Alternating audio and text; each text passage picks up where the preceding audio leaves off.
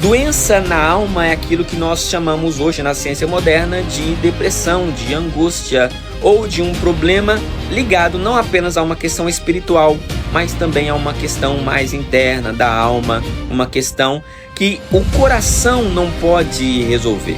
Faça um milagre na minha vida para que o teu nome seja glorificado e para que todas as pessoas reconheçam que o Senhor ainda é Deus e o Senhor cuida de mim, não por mim mesmo, mas porque eu confio nas tuas promessas.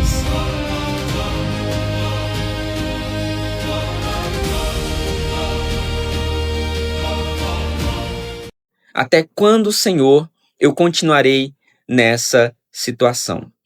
A grande questão do salmista neste salmo é que a questão não era o sofrimento em si, mas sim que ele não sabia quando esse sofrimento iria terminar. Uma grande questão que nós enfrentamos na vida é porque nós não sabemos quando as coisas acontecerão. E isso acaba gerando em nós uma ansiedade muito grande. Boa parte do nosso pensamento acelerado se dá porque nós não sabemos quando as coisas vão mudar. O salmista está enfrentando essa mesma questão. Até quando que ele passaria por essa mesma situação? Até quando ele ficaria nesse cativeiro? E uma questão que nós encontramos aqui é como se ele estivesse dizendo: Senhor, se eu vou viver para sempre dessa forma, pelo menos me diga, para que eu me acostume com a ideia de que eu não vou ter o cativeiro mudado, para que eu aceite que essa é a minha realidade. Às vezes as pessoas ficam ansiosas não é tanto para sair do problema, mas é para saber se um dia esse problema terá fim ou não. No verso de primeiro ele começa dizendo: até quando te esquecerás de mim, Senhor? Para sempre? Até quando esconderás de mim o teu rosto? Veja que nesse primeiro verso ele está dizendo: o Senhor se esqueceu de mim? Poderia Deus se esquecer de alguém? Óbvio que não. Mas ele pergunta: será que Deus tem essa possibilidade ou a possibilidade de Deus esquecer de nós em alguma situação? Muitas pessoas se sentem da mesma forma que de Davi nesse instante, pensando que Deus se esqueceu. Pensando que Deus virou o rosto para consigo, como se ele estivesse dizendo: Deus, o Senhor esqueceu, o Senhor virou o rosto para mim. É uma hipótese que ele está levantando aqui. Seria a minha realidade essa até o momento em que eu morrer? Uma outra coisa que causa uma reflexão neste verso de primeiro é a sensação da ausência de Deus, ou como se Deus não pudesse nos responder.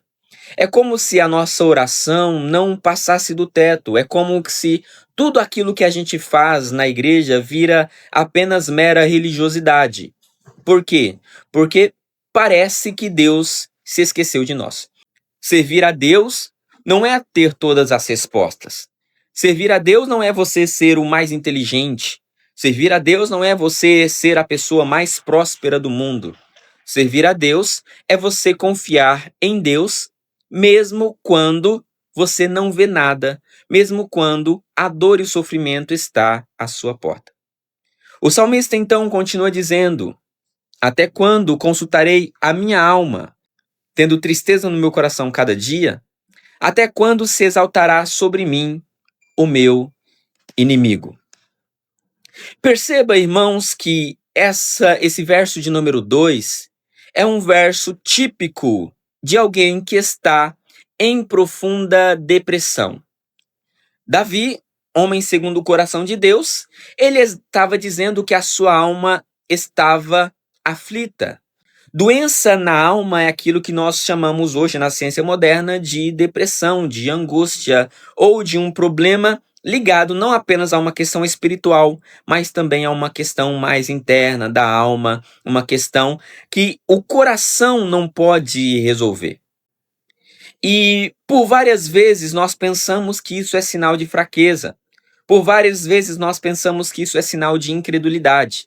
Não, não é. Davi era um homem segundo o coração de Deus e um homem temente a Deus, e mesmo assim ele passou por depressão e angústia. Logo, você que está aqui me ouvindo, talvez você esteja nessa situação, triste, amargurado, sem esperanças no futuro, de cabeça baixa. As pessoas que estão à sua volta, talvez o pastor diga: "Ah, você está precisando mais de Deus, você está precisando mais de oração". E você continua orando e você sabe que você acredita em Deus, mas você está nessa aflição muito grande. A palavra que nós encontramos aqui, que enche o nosso coração de alegria, é essa, que é possível sim um homem de Deus, uma mulher de Deus, encontrar uma tristeza tão grande na sua vida que parece que a sua alma está chorando. É como se estivesse um grande vazio. Até parece nesse verso de número 2 que há uma contradição aqui entre o que Davi sabia de Deus e as suas palavras. Qual a contradição? Ele conhecia o seu Deus, sabia que Deus era todo-poderoso, mas nas suas palavras e nas suas orações ele diz: Deus me deixou sozinho. Deus virou o seu rosto para mim. Não é uma contradição o que nós encontramos aqui, obviamente, mas é um momento circunstancial da vida. O sofrimento pode, de fato, chegar em todas as casas. Nós não podemos confundir a sinceridade que Davi está fazendo aqui, ele estava sendo sincero para com Deus, com blasfêmia. Davi não está blasfemando. Tem pessoas que não entendem isso e ela é fiel a Deus até tudo está bem. Quando as coisas ficam um pouquinho ruins, ao invés dela questionar e ir para Deus com o coração quebrantado, tentando entender a sua realidade, ela vira as costas para Deus e começa a blasfemar ou apostatar da fé. Esperam em Deus, então, apenas quando as coisas estão bem, quando as coisas estão legais. Davi não era assim. Davi, ele era sincero com Deus. Dizia, quando as coisas estavam ruins, ele dizia, Senhor, está ruim, está doendo. Quando as coisas estavam legais, ele dizia, Senhor, eu me alegro na sua presença. Mas Davi sabia reconhecer que Deus tem um controle completo para a sua vida. Não saíam palavras de maldição e de blasfêmia da sua boca, mesmo no momento de dor.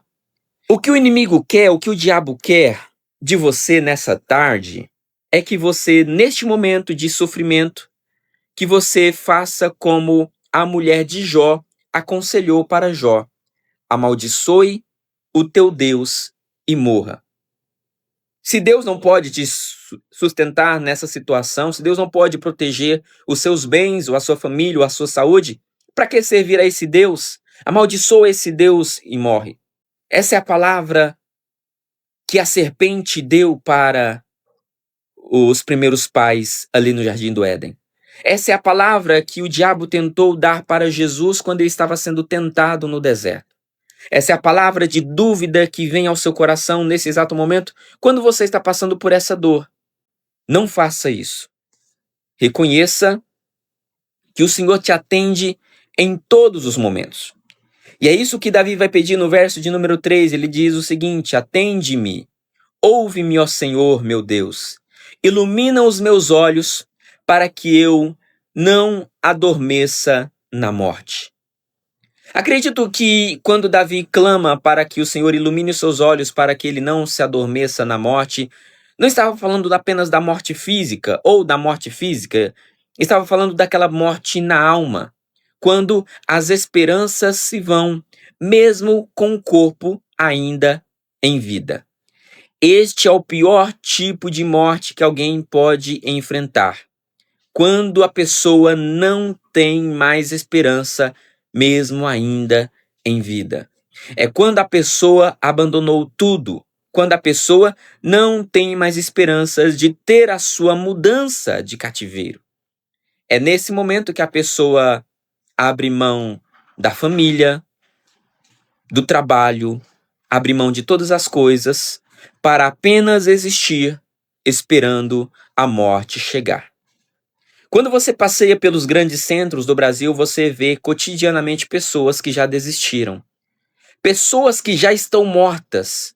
São como zumbis, dados às drogas, dado ao álcool, dado à desesperança.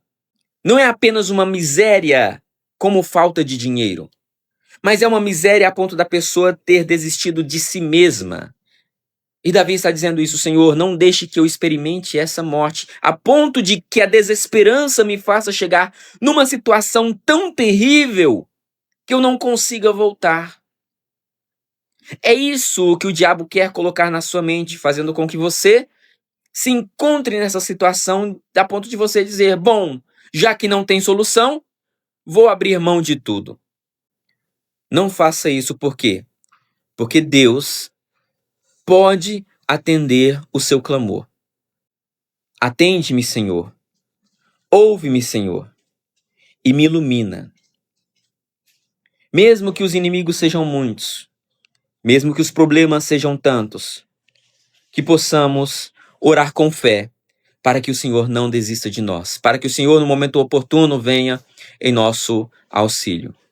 Verso de número 4, o texto vai dizer: para que meu inimigo não diga, prevaleci contra ele, e os meus adversários não se alegrem, vindo eu a vacilar. Mas eu confio na tua benignidade, na tua salvação se alegrará o meu coração. Cantarei ao Senhor, porquanto me tem feito muito bem. Eu sempre costumo dizer isso, que o salmista Davi, ele sabia tocar no coração de Deus. De que forma? Ele tocava no coração de Deus, fazendo Deus se lembrar das promessas que o Senhor havia dito para ele e para a sua casa. E no verso de número 4 tem essas mesmas promessas ditas aqui. Senhor, o Senhor disse que os meus inimigos não prevaleceriam contra a minha casa. Isso é uma promessa para Davi. Então não deixe que eu morra nessa situação para que o meu inimigo diga que as tuas palavras não têm poder. Para que o meu inimigo diga que conseguiu vencer ao Senhor. Não, faça um milagre na minha vida para que o teu nome seja glorificado e que para que todas as pessoas reconheçam que o Senhor ainda é Deus e o Senhor cuida de mim, não por mim mesmo, mas porque eu confio nas tuas promessas. O nosso irmão aqui perguntou se eu tenho certeza da minha salvação, se eu sei o caminho para o céu. Eu confio nisso porque quem me prometeu foi Deus, e Deus não estava mentindo quando ele disse que um dia voltaria para me buscar. Ele disse: não se turbe o vosso coração, credes em Deus, credes também em mim. Na casa de meu pai há muitas moradas. Se não fosse assim, eu não vos teria dito, pois vou preparar lugar. Para onde eu estiver, estejais vós também. Eu estou firmado em uma promessa, eu estou firmado em uma palavra.